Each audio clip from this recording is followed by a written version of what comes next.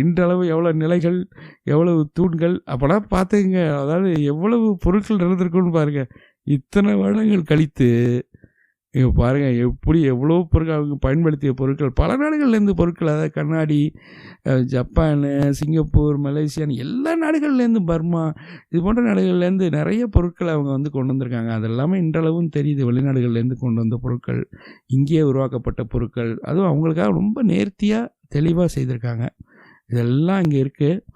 நிறைய கடைகள் மூடப்பட்டிருக்கு. இப்போ தான் நாங்கள் காலையில் வந்ததுனால இப்போ பாருங்களேன், இப்படி தான் திறந்துக்கிட்டு இருக்காங்க. கொஞ்சம் லேட்டாக தான் இன்றைக்கி திறக்கிறாங்க போல இருக்கு. இந்த செவுரு பாருங்களேன், இது ஒரு உதாரணம். பாருங்கள், கீழே வந்து கற்கள் எவ்வளோ அளவில் இருந்திருக்கு, செங்கற்கள் வந்து எவ்வளோ பெரிய செவராக கட்டியிருக்காங்கன்றதுக்கு ஒரு உதாரணமாக நீங்கள் பார்க்கலாம்.